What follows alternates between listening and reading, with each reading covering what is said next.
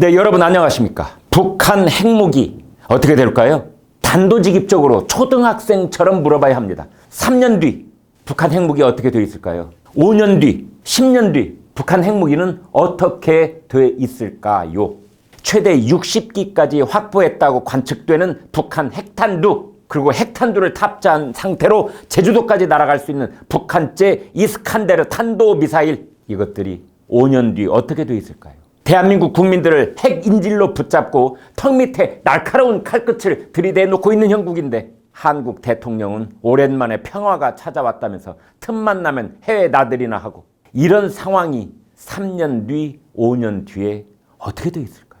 주간조선이 최근 태영호 전 영국 주재 북한 공사에게 물었습니다. 북한에게 핵을 포기하게 할 수 있는 방안이 있습니까? 태영호 공사는 단 한마디로 말했습니다. 현 구조에서는 없다. 네, 그렇다면 정말 답답한 노릇이 아닐 수 없습니다. 우리에겐 희망이 없다는 뜻일까요? 미국 정부 당국자가 말한 것처럼 미국 크루즈 순항 미사일에 핵탄두를 탑재한 상태에서 한반도 주변 해역에서 상시 배치해 놓아야 하는 것일까요? 그것마저 확실하지 않다면 한국도 이제 핵 무장을 서둘러야 하는 것일까요?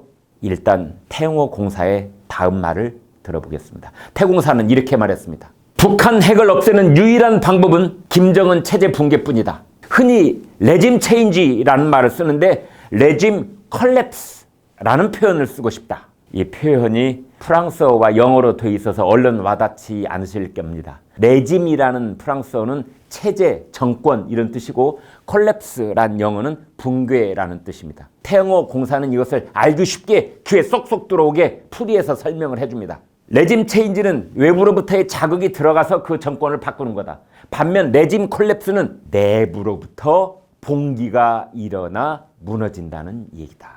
레짐 콜랩스로 북한 정권이 합리적인 정권으로 바뀌지 않으면 북한 핵 포기는 없다. 태영호 공사는 북한에 있는 2030 세대에게 기대를 걸더군요. 북한의 20대, 30대 젊은이들은 북한 사회주의의 우월성을 주입식으로 배웠다.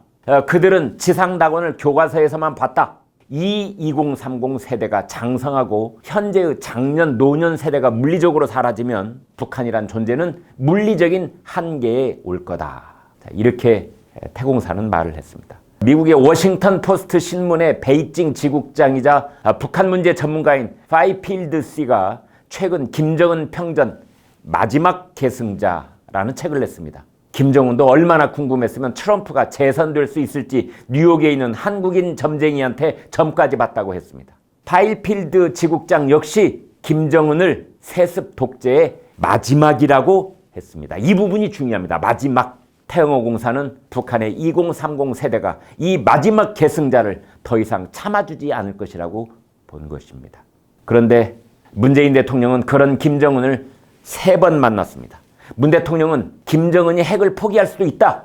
이런 전제하에 김정은과 트럼프 사이를 부지런히 오갔죠. 그렇지만 지금 어떻습니까? 결국 문 대통령은 김정은의 이중 플레이에 속은 것일까요? 태영호 공사가 이 점에 대해서도 확실하게 풀이를 해줍니다.